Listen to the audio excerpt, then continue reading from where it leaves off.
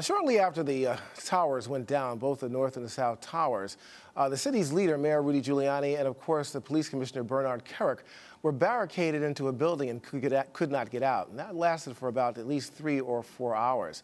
Well, the city had to turn to another leader, someone who many people don't know about. That was Deputy Mayor Rudy Washington. Rudy Washington at that time took command of the city. He was in charge of calling in the F-16 fighters. He had to make the decision to close down the bridges. He was in constant contact with governor and as well as the military. And because of what he did, he saved a lot of lives. He is really the true hero of 9/11, a story that has really not been told. And he has had to deal with that in many ways since then, especially health-wise. I want to welcome you to Arise America, Mr. Deputy Mayor. You know, I've got to talk about in terms of what we've seen in terms of coverage over the years, 13 years later. And you look at a lot of coverage here, and you hardly see any people of color. There were a number of black firefighters, a dozen, as a matter of fact, police officers, other uniformed services, and you very rarely see any mention of them at all. Yeah, well, there were a lot because I spoke at just about all their funerals. Port Authority Police, FD, Fire Department.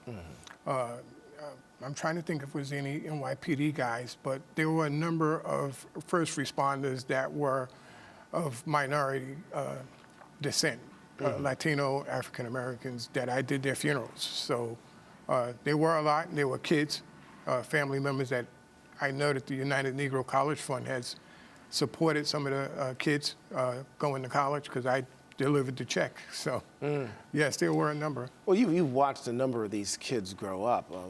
What have they been saying? What have they been doing? What have they told you through the course of 13 years? Well, I haven't had the opportunity to really reflect back on, and as you know from our relationship, this is not something that I've talked about much. I've just recently started doing interviews over the last few years. It took me a number of years to even want to talk about it. So, and I had to put things in perspective with my own health. In and out of the hospital on a regular basis. I got a procedure coming up in 3 days or 4 days, whatever it is.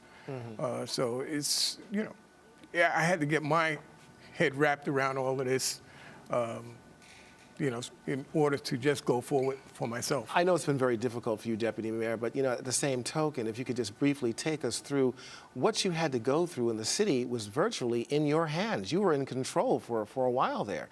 And when you first heard of this, what happened? Where were you at the time, and what did you have to do? Well, people forget that that was Election Day, and I was one of the few people in the administration that was helping Michael Bloomberg.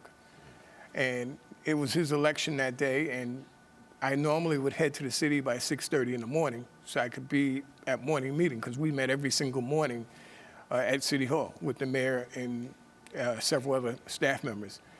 And but I said to my driver, I said, I'm not going to be back in Queens until 1, 2 in the morning, because it was Election Day. And I wouldn't get a chance to vote. Maybe I should go vote before going to Manhattan. And that was a mistake. Or maybe it wasn't a mistake. Because I saw some of my neighbors. We started handicapping, all of the races, all of the citywide, local races, and just greeting my neighbors. At 6:30 in the morning, I looked around, it was after 7, which put me in the heart of rush hour, and I wasn't going to make morning meeting. And I said to my driver, well, instead of going to City Hall, we go to Midtown where my next meeting was. And when we came out of the Midtown Tunnel, his radio was blaring, and one of the guys was almost screaming into the radio. And I told my driver, I said, Darryl, calm him down so we can understand what he's saying. And when we got him calm, he was saying the plane just went into the building.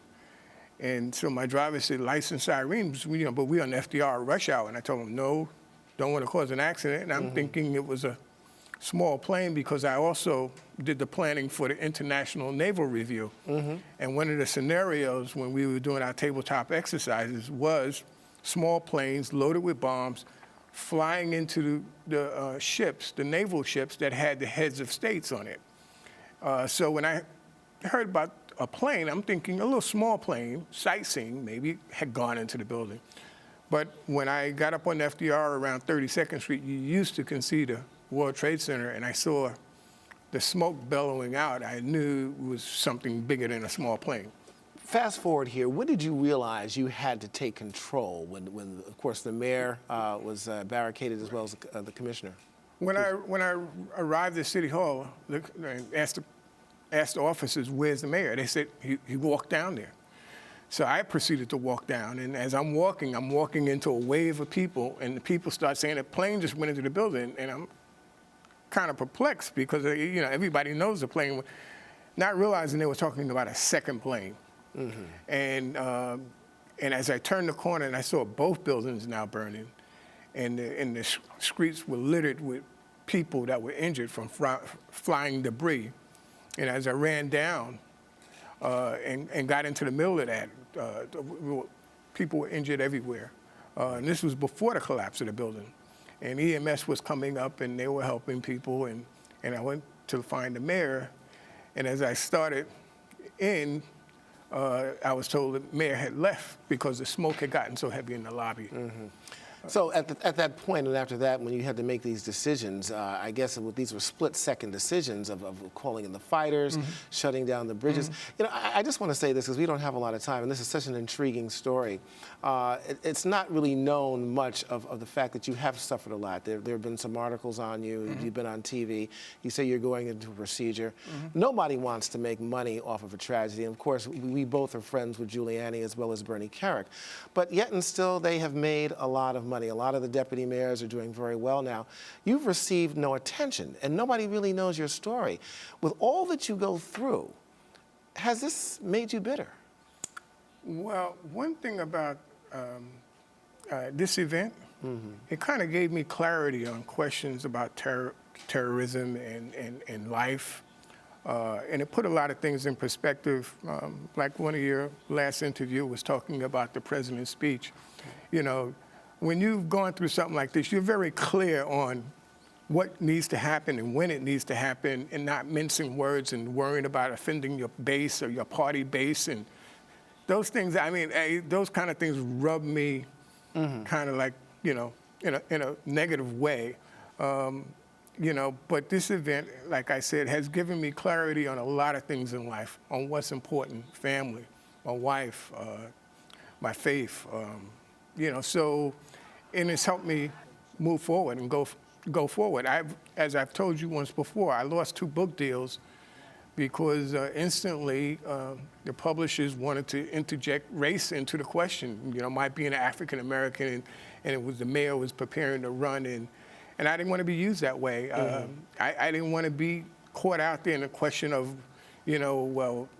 well, why did this happen? Unrelated to 9/11. Right. They wanted to go back to Diallo and different. So I lost 2 book deals. I just wouldn't do it. Well, and we understand that, and we got to close here in a minute. I just want to say, and I can say this myself. We were talking earlier that, you have lost a lot of sleep. You haven't had sleep in 48 hours because of what you've been dealing with now. You're going in for a procedure. Our thoughts and prayers are with you. And I just only hope that people get to know your story and what you did, because it's a story that's worth being told. Deputy Mayor Rudy Washington, thank you for being here with us. Thank you for having me. Absolutely.